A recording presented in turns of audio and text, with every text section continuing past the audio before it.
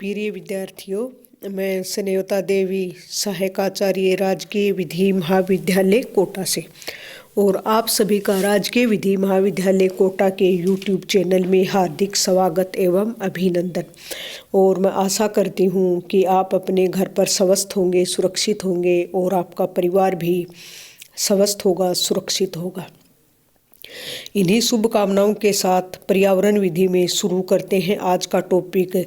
जैसा कि आप जानते हैं, अब अपना पर्यावरण विधि के अंतर्गत कई एक्ट इंक्लूड हैं और अब अपना जो एक्ट चल रहा है जल प्रदूषण एवं निवारण नियंत्रण अधिनियम 1974 है।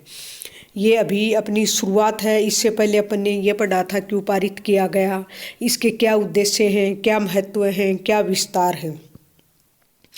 और आज पढ़ेंगे अपन डेफिनेशन कि क्या क्या परिभाषाएं हैं, क्योंकि कोई भी सब्जेक्ट पढ़ने से पहले यदि डेफिनेशन नहीं पढ़ेंगे, उसका अर्थ नहीं समझेंगे, तब तक ये जो शब्द बार बार रिपीट होते हैं ये अपन नहीं समझ पाते हैं। वैसे पर्यावरण, जल प्रदूषण, वायु प्रदूषण सब बातें आप और हम तीसरी क्लास से, चौथी से, पाँचवीं से पढ़ते आए हैं और हम भारत के नागरिक हैं। नागरिक होने के नाते अपना कर्तव्य भी है कि पर्यावरण को स्वस्थ भी रखें और मतलब जल में जैसे कूड़ा है, करकट है, उसका अन्य प्रकार से डिस्पोजल करें, जल में न फैलाएं, जल को प्रदूषित न करें, क्योंकि प्रदूषित जल से बहुत सारी बीमारियां होती हैं, जैसे हैजा है, टाइफाइड है, ऐसी जो बीमारियां होती हैं। तो इसमें आज की परिभाषा सबसे पहले इसमें जैसे सेक्शन 2 में समस्त डेफिनेशन दी गई हैं। तो जैसे बोर्ड क्या है, केंद्रीय बोर्ड क्या है, राज्य बोर्ड क्या है, तो बोर्ड के अंतर्गत केंद्रीय बोर्ड और राज्य बोर्ड जो आएंगे और इनका गठन कैसे होता है ये आगे चैप्टर 3 में देखेंगे। अब है आज की डेफिनेशन अधिभोगी कि अधिभोगी क्या होता है।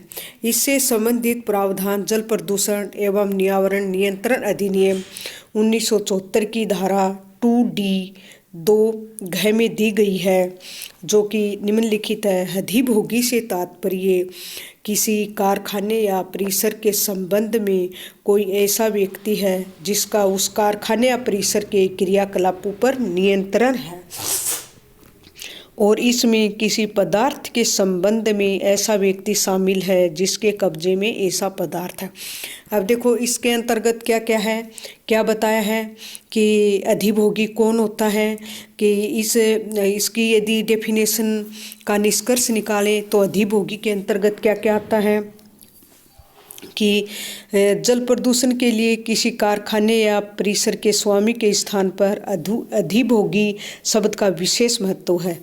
अतः अधिभोगी वह व्यक्ति है जो किसी कारखाने या परिसर के क्रियाकलापों पर नियंत्रण रखता है। किसी कब्जे में वह पदार्थ है जिससे जल प्रदूषण होता है। फिर आगे है सदस्य। सदस्य की मेंबर की डेफिनेशन 2C में दी गई है, जो कि निम्नलिखित है। क्या? मेंबर की डेफिनेशन। तो सदस्य के अंतर्गत क्या क्या आता है देखते हैं। धारा 2C ये कह रही है कि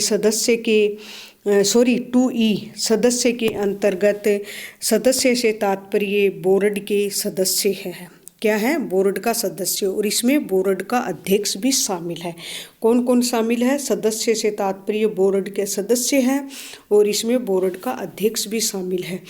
यदि इस डेफिनेशन का अर्थ निकालें तो सदस्य शब्द में वे सभी सदस्य शामिल हैं जो धारा 3 और 4 में, जो कि आगे के चैप्टर में अपन पढ़ेंगे, गठित केंद्रीय व राज्य बोर्ड के सदस्य के रूप में नियुक्त या नामांकित किए जाते हैं। तो सदस्य के अंतर्गत क्या क्या है? मेंबर के अंतर्गत वे सभी सदस्य शामिल हैं जो धारा 3 व 4 में, जो कि अपन आगे जाके पढ़ेंगे, केंद्रीय बोर्ड व राज्य बोर्ड का गठन है में और कितने सदस्य होते हैं, तो उस सदस्य के रूप में जो नियुक्त किए जाते हैं या नामांकित किए जाते हैं, बोर्ड का अध्यक्ष भी इस धारा के अर्थ में सदस्य ही कहलाता है। कौन कौन है? मतलब अध्यक्ष और सदस्य समस्त बोर्ड के उसके अंतर्गत मेंबर सदस्यों के अंतर्गत आएंगे। आगे देखते हैं कौन सी डेफिनेशन है। निकास, आउटलेट। इससे संबंधित जो भी डेफिनेशन है वो धारा 2DD में दी गई है, सेक्शन 2DD। तो निकास में क्या क्या आता है? मल या व्यावसायिक बहिस्राव वहन करने वाले कोई खुली या बंद नलिका पाइप या जल सारणी में या ऐसी कोई अन्य जमाव व्यवस्थित शामिल है जिससे प्रदूषण उत्पन्न होना संभाव्य है। तो यदि इस परिभाषा का अपन निष्कर्ष निकालें तो इस परिभाषा के आधार पर मल और व्यावसायिक बहिस्राव ले जाने वाले या कोई भी ऐसी नलिका पाइप या जल सारणी या कोई अन्य जमाव व्यवस्थित, चाहे वह खुली हो या बंद, जिससे यदि उससे प्रदूषण उत्पन्न होता है या उत्पन्न होने की संभावना है तो वह निकास माना जाएगा।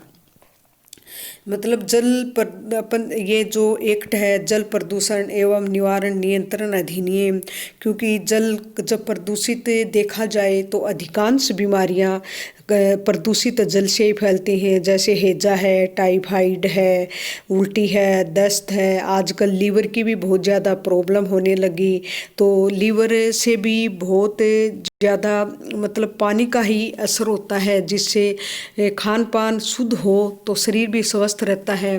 और आजकल बहुत सारी बीमारियां हैं जो कि गंदे जल से, प्रदूषित जल से ही फैलती हैं, और इससे संबंधित प्रावधान भी कॉन्स्टिट्यूशन में भी दिए गए हैं।